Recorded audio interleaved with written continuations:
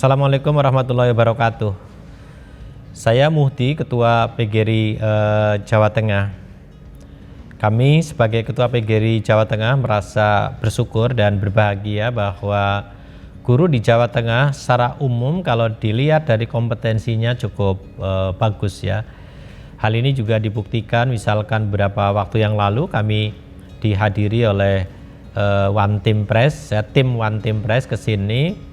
Mengapa mereka datang ke Jawa Tengah, ke Semarang pada khususnya kemarin? Salah satunya karena berdasarkan data hasil tes kompetensi yang dilakukan di Indonesia, guru di Jawa Tengah, terlebih kota Semarang, memiliki kompetensi di atas rata-rata dan konsisten dari waktu ke waktu. Kalau kita lihat dari sisi kompetensi, sekalipun demikian, karena perkembangan ilmu pengetahuan dan perkembangan zaman, maka guru harus terus diupdate, harus terus dikembangkan keprofesiannya. Inilah yang membuat PGRI Jawa Tengah memiliki salah satu lembaga baru yang kita sebut dengan Smart Learning and Character Center. Di samping memang kita memiliki biro pengembangan profesi, kita memiliki asosiasi profesi dan keahlian sejenis, kita punya penerbitan dan sebagainya. Tapi Smart Learning and Character Center ini memang dibuat dalam rangka untuk terus mengembangkan keprofesian guru, terutama terkait dengan kemampuan mereka, tidak saja materi tetapi pedagogiknya, bagaimana mengajar yang efektif dan efisien, menarik, apalagi dengan menggunakan teknologi yang saat ini kebetulan juga bersamaan di era pandemi.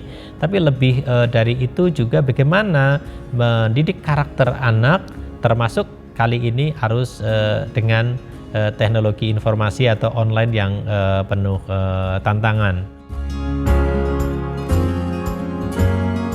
Nah, masalah yang utama sebenarnya sama mungkin secara nasional. Di sekolah-sekolah negeri ternyata kurang lebih 50%-nya itu adalah guru honorer. Ini yang problem utama.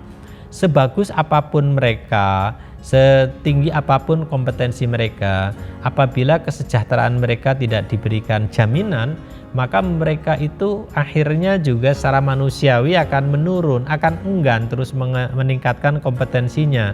Padahal mereka harus menjadi pembelajar, padahal mereka harus terus ya mengembangkan diri. Maka kami PGRI Jawa Tengah berupaya dengan sungguh-sungguh agar pemerintah, tuntutan kami memberikan kepastian tentang status mereka, yang kedua kepastian tentang penghasilan mereka. Nah, upaya PGRI Provinsi, alhamdulillah melalui berbagai upaya, salah satunya FGD tahun 2017 di Jawa Tengah dengan Pak Gubernur, dengan Menteri Pendidikan dan Menpan, pasti dengan Ketua Umum Pengurus Besar, akhirnya mengambil sebuah kesepakatan. Memang di Indonesia termasuk di Jawa Tengah kekurangan guru, waktu itu 998.000.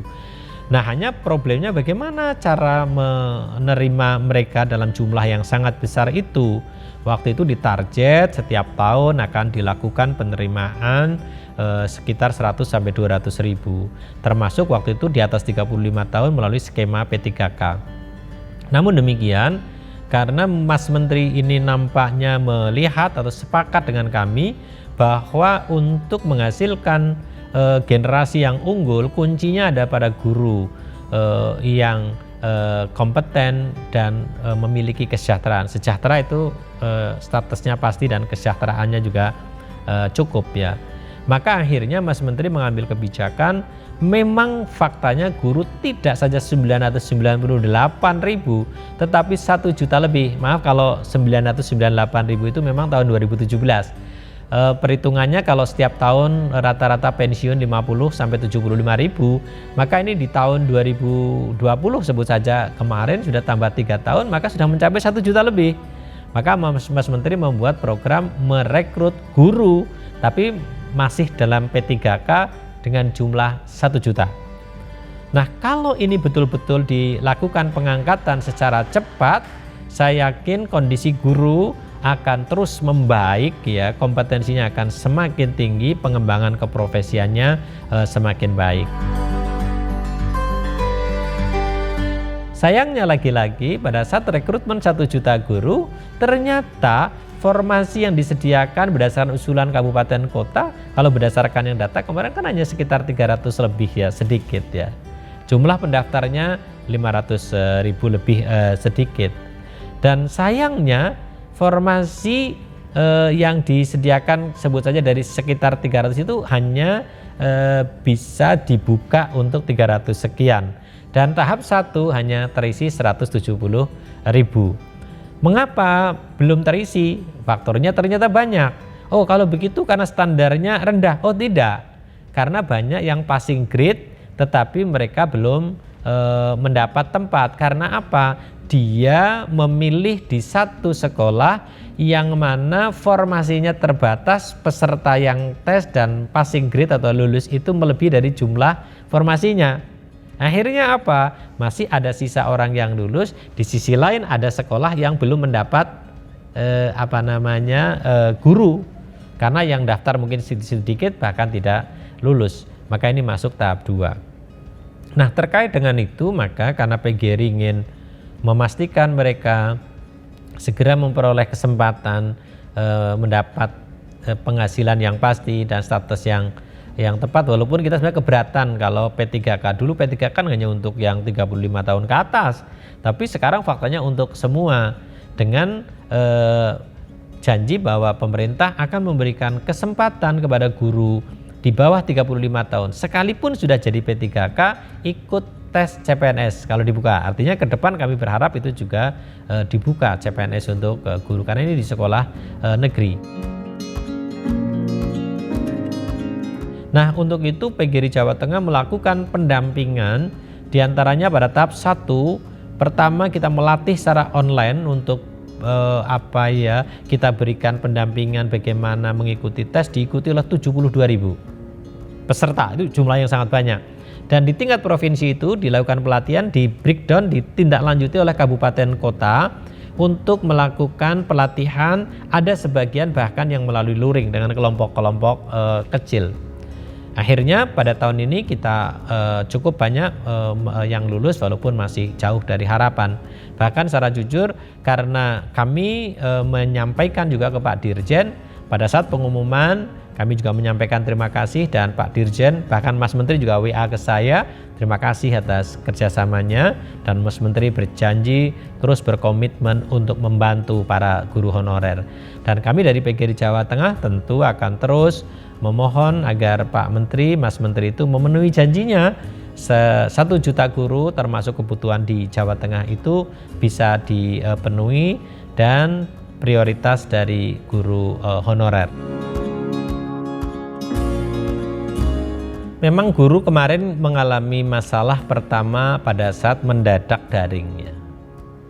Secara jujur saya sampaikan juga ke Mas Menteri bahwa pada saat guru harus melakukan pembelajaran serta-merta berubah dari luring ke daring tanpa persiapan yang cukup, memang ada sedikit problem. Sehingga PGRI Jawa Tengah pada bulan pertama kita daring, yaitu bulan Maret April, kita lakukan penelitian. Hasilnya apa? Memang harus diakui bahwa lebih dari 70% itu mengakui memang belum terlalu siap ya untuk melakukan pembelajaran daring yang bagus ya, terutama yang ada interaksi itu. Nah, apa yang dilakukan oleh para guru? Mereka segera berlatih, baik diselenggarakan oleh PGRI misalkan atau tempat lain, juga berlatih pada guru-guru muda. Maka kemarin saya sebut guru honorer menjadi penyelamat pendidikan di era pandemi. Walaupun pemerintah tidak memberikan perhatian secara layak sampai saat ini. Kami sampaikan juga ke Mas Menteri langsung.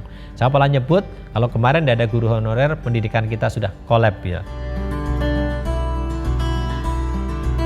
Karena yang langsung bisa daring kebanyakan guru muda, dan guru muda itu guru honorer. Satu, kedua, yang terpaksa harus guru kunjung, yang masih berani berkunjung ke ujung-ujung gunung itu ya guru muda juga.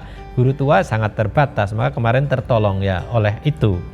Nah, karena kemauan para guru untuk belajar dengan teman, bahkan mungkin juga dengan anaknya mungkin ya, maka pada semester 1 bulan akhir ya, Juni Juli, kami teliti lagi, itu mengalami peningkatan yang signifikan, menjadi terbalik, yang belum bisa kisarannya hanya tinggal 30%. Ini dari sisi ini. Problemnya adalah apakah kualitas pembelajaran daring itu efektif apa tidak? Kami juga melakukan penelitian pada semester 1, efektivitasnya menurut penelitian PGRI hanya sekitar 64%. Nah, selanjutnya pada bulan Desember kalau tidak salah, pemerintah pusat, Kementerian Pendidikan melakukan penelitian mengevaluasi efektivitasnya 50%.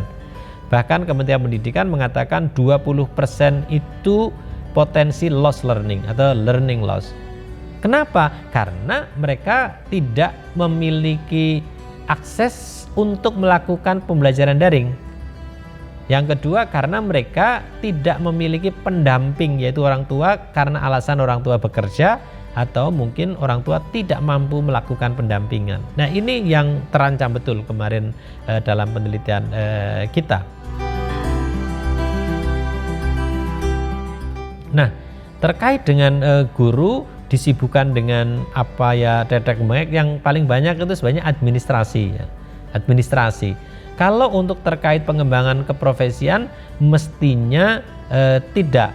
RPP sekarang kan sudah tidak perlu seperti dulu dibuat, cukup dengan singkat.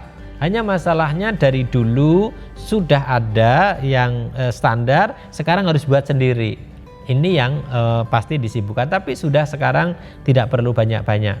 Bahkan PGRI Jawa Tengah memfasilitasi dengan membuat persiapan mengajar, materi dan persiapan mengajar dengan memilih materi esensial untuk TK sampai SMA, SMK. Itu untuk memandu para guru kalau guru itu mengalami kesulitan. Justru yang perlu sekarang adalah bagaimana pemerintah mengurangi beban-beban administrasi para guru yang kadang-kadang terbalik-balik. Misalkan era pandemi guru nggak boleh sekolah itu tutup, tapi masih ada yang absennya di sekolah, misalkan, itu kan sama saja. Lalu belum lagi dengan hal-hal yang terkait administrasi yang kenaikan pangkat, yang begitu rumit ya, sehingga saya kira tidak cocok misalkan untuk guru kalau naik pangkat dia harus membuat karya-karya ilmiah sebagaimana dosen ya. Mestinya yang paling penting ya terkait dengan tugas mengajar mereka. Atau dengan kata lain, kalau memang ingin guru profesional itu tugas administrasi harus dikurangi, tapi mereka harus banyak diberikan pelatihan-pelatihan pengembangan keprofesian yang bisa dilakukan pada saat-saat para guru libur. Saya belajar dari beberapa negara lain yang maju, diantaranya kalau di sini kan ada libur semesteran ya. Bukan guru suruh absen ke sekolah tapi nggak ngapa-ngapain. Lebih baik mereka dikirim ke kampus-kampus untuk mengikuti pelatihan-pelatihan yang bisa dikerjasamakan dengan kementerian.